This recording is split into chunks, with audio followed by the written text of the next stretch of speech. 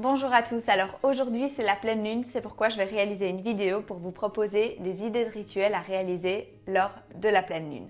Je vous avais déjà fait un petit récap du cycle lunaire dans la vidéo de rituel de nouvelle lune, donc je ne vais pas m'étendre sur le sujet. Si vous souhaitez en savoir plus, je vous invite à aller voir cette vidéo-là. Mais je vais quand même rappeler les bases qui nous intéressent dans le cas de la pleine lune. On sait qu'il y a 2 semaines, c'était la nouvelle lune, on a rédigé nos intentions et nos vœux.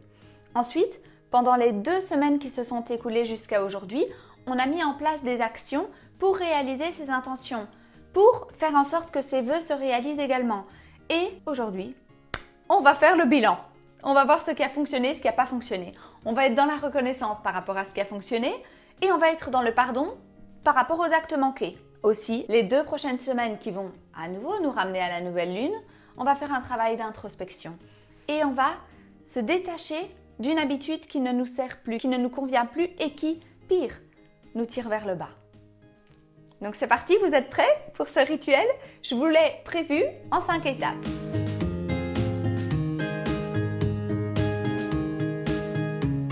Les 2 premières étapes sont similaires au rituel de la nouvelle lune, c'est-à-dire que la première étape, c'est la préparation. On va se préparer un endroit dans lequel on se sent bien. On s'installe dans une pièce où on se sent bien chez nous et on s'entoure d'objets qui nous font du bien. Donc, par exemple, moi, je me suis entourée de pierres qui me font du bien. Puis aussi, d'une bougie. J'adore la flamme d'une bougie, ça m'apaise. Donc voilà, j'ai choisi de m'entourer également d'une bougie. Vous pouvez mettre de la musique douce si vous le souhaitez. Vous pouvez boire une tisane si ça vous relaxe, voilà.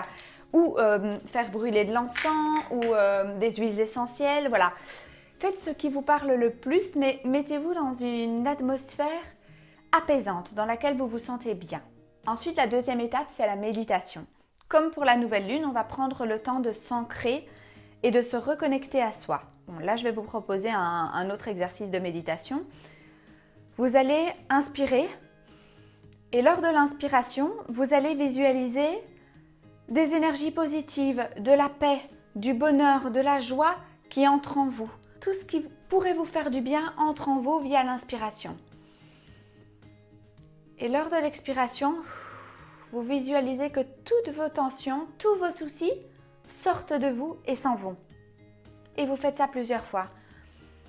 Vous inspirez le calme, la sérénité, la douceur. Vous expirez le stress, l'anxiété, les petits soucis quotidiens. Vous les laissez partir. Une fois que vous avez fait ça 3 fois, vous verrez, vous serez apaisé, recentré, ancré et ça va vous permettre de réaliser le rituel de manière encore plus qualitative. La 3e étape, c'est faire le bilan. On va retrouver dans notre carnet ce qu'on avait noté lors de la nuit de la nouvelle lune. Quelles étaient les intentions qu'on avait mises en place et qu'on souhaitait réaliser? Et quels étaient les vœux qu'on avait demandés en espérant qu'ils s'exaucent? On va observer ce qui s'est réalisé dans nos intentions et dans nos vœux et ce qui ne s'est pas réalisé. Alors, il ne faut pas être dans le jugement, dans la culpabilité, il faut juste être dans l'accueil. Ok, j'accueille que ceci s'est réalisé, ça pas. Voilà. Là, on fait juste un petit récap, on voit ce qui a été fait, ce qui n'a pas été fait, c'est factuel. Ensuite, la 4e étape, ça va être la reconnaissance et le pardon. On va être reconnaissant pour toutes les intentions qu'on avait émises, qu'on a mises en action et qui se sont réalisées. On est reconnaissant d'avoir réalisé ces intentions. On est reconnaissant aussi des vœux qui ont été exaucés. Même s'ils étaient en dehors de notre contrôle, on les avait visualisés, on est reconnaissant qu'ils se soient exaucés. À l'inverse, on est dans le pardon face aux intentions qu'on n'a pas tenues, face aux objectifs qu'on n'a pas réussi, qu'on n'est pas parvenu à réaliser. Et on est dans le pardon aussi face aux vœux qui ne se sont pas exaucés, qui étaient de toute manière en dehors de notre contrôle. La vie a choisi qu'ils ne s'exaucent pas. On est dans le pardon par rapport à ça. On fait vraiment ce travail-là. Si vous n'avez pas réalisé le rituel de la nouvelle lune et que du coup vous n'aviez pas posé d'intention ou de vœux, c'est pas grave du tout.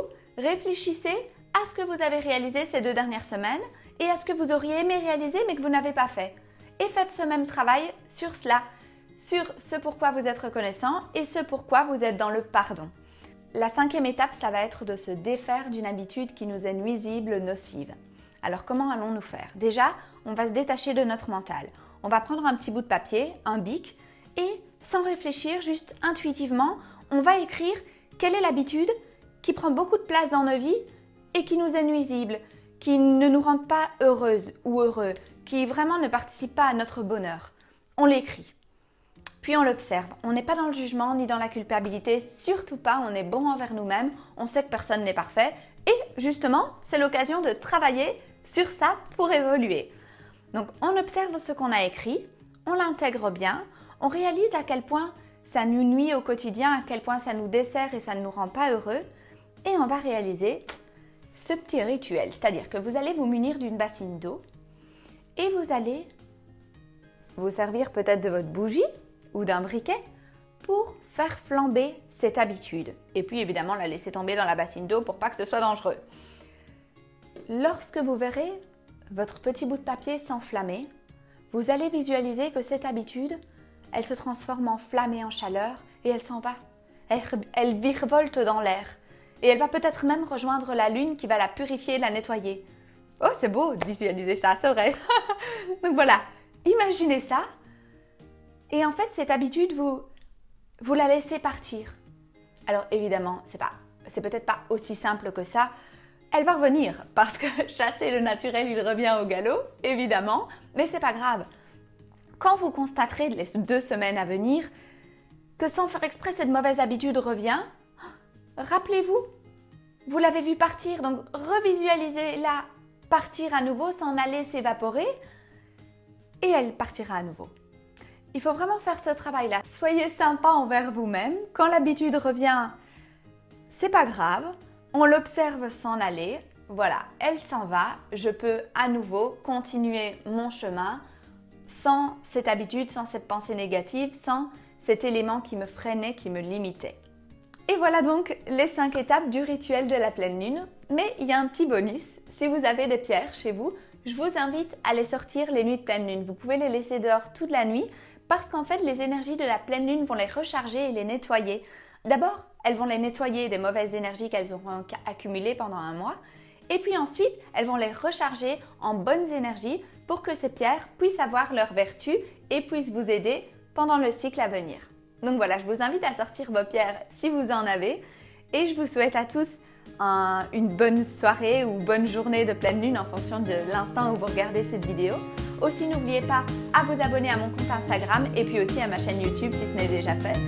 Et on se dit à très bientôt pour une prochaine vidéo.